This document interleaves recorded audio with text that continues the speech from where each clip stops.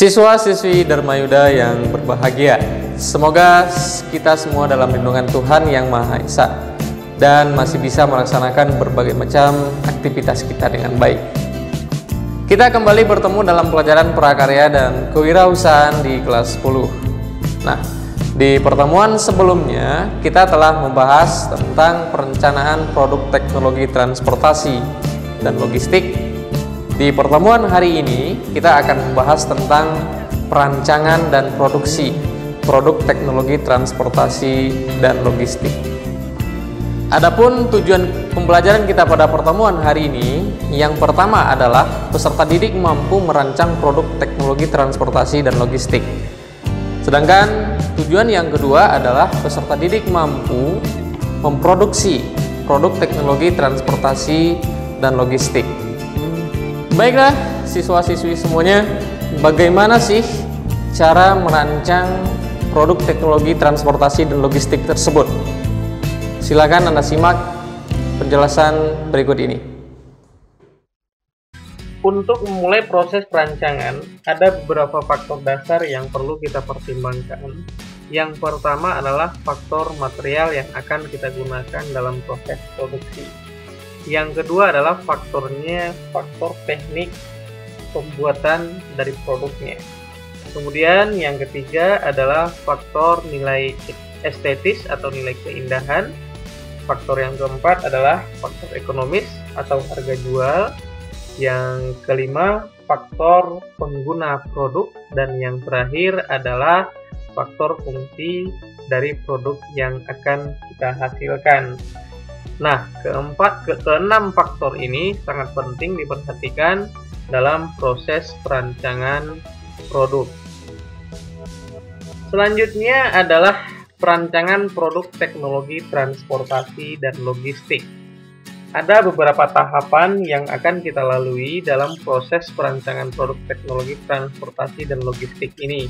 Yang pertama tahapannya adalah tahapan identifikasi masalah. Nah, tujuannya adalah untuk mengetahui tingkat kesulitan atau masalah ketika memindahkan suatu barang dari satu tempat ke tempat yang lainnya. Contohnya, sebuah usaha catering harus membawa 100 piring makan dan 100 pasang sendok untuk sebuah pesta kebun yang lokasinya sulit diakses. Maka identifikasi masalah yang dapat kita tarik dari ilustrasi tersebut adalah bagaimana cara kita agar piring dan sendok dapat dibawa dengan aman sampai ke lokasi yang memang sulit untuk diakses tersebut. Kemudian tahapan yang kedua dalam perancangan produk teknologi transportasi dan logistik ini adalah mencari solusi. Banyak cara yang dapat kita lakukan dalam mencari solusi ini. Salah satunya adalah dengan brainstorming atau curah pendapat. Merupakan suatu metode dalam penyelesaian masalah melalui diskusi dengan anggota kelompok. Dalam proses pencarian ide tersebut, maka akan banyak menghasilkan ide-ide yang akan beragam. Nah, ide-ide yang beragam tersebut haruslah meliputi bentuk dari produk yang akan kita hasilkan, kemudian ukurannya seperti apa, kemudian sumber tenaga kendali, dan sistem mekanik yang akan digunakan. Namun, yang tidak kalah penting dari mencari solusi ini adalah setiap ide-ide yang masuk itu atau yang keluar haruslah dibuat ke dalam bentuk sketsa. Kemudian tahapan yang ketiga adalah rasionalisasi.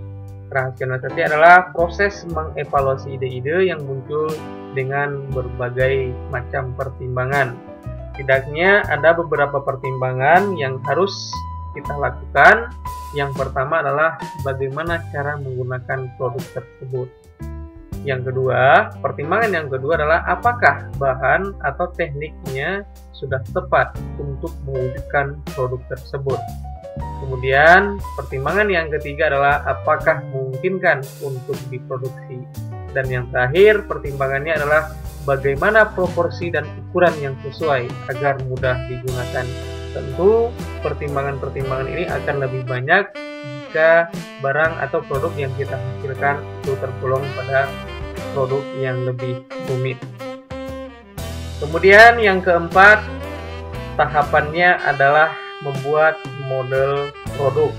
Nah, bentuk model produk ini adalah bentuk tiruan yang dibuat menyerupai produk akhir yang diinginkan.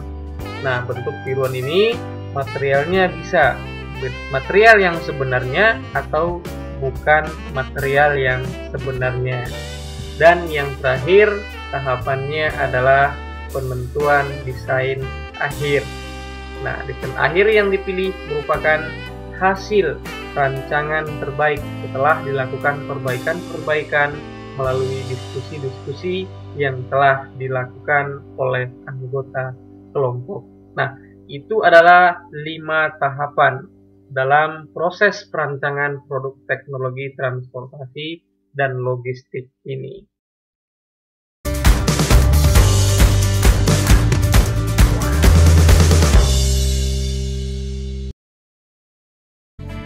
Ada beberapa tahapan yang dapat kita lakukan dalam proses produksi.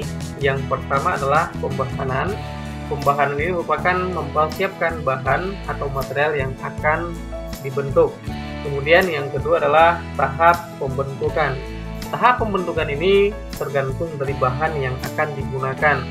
Jika kita menggunakan kayu, maka tahap pembentukannya adalah dengan memotong kayu atau memahat kayu tersebut.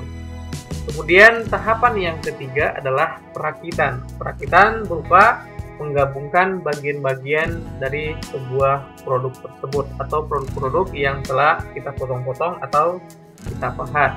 Kemudian yang terakhir adalah tahap finishing, berupa penghalusan atau pelapisan permukaan agar lebih indah dan rapi. Nah, itu setidaknya 4 tahapan yang dapat kita lakukan dalam proses produksi produk teknologi transportasi dan logistik ini. Kelancaran produksi juga ditentukan oleh cara kerja yang memperhatikan kesehatan dan keselamatan kerja. Merupakan upaya untuk menjaga kesehatan dan keselamatan kerja yang bergantung pada bahan, alat, dan proses produksi yang digunakan selama proses produksi. Nah, kesehatan dan keselamatan kerja ini meliputi alat dan sikap. Adapun alat-alat yang digunakan dalam K3 adalah kacamata pelindung, masker, sarung tangan, dan lain sebagainya. Kemudian sikap adalah sikap yang rapi, hati-hati, teliti, dan penuh konsentrasi. Selama proses produksi, kesehatan dan keselamatan kerja merupakan hal yang wajib dilakukan dan merupakan hal yang harus dilakukan untuk menjaga keselamatan para pekerja. Baiklah siswa-siswi yang berbahagia, itulah yang dapat kita bahas pada pertemuan hari ini. Semoga apa yang telah saya sampaikan dapat dimengerti dan dipahami dengan baik. Selanjutnya, silakan Anda semua kerjakan latihan yang telah tersediakan di Edmodo. Sekian dan terima kasih.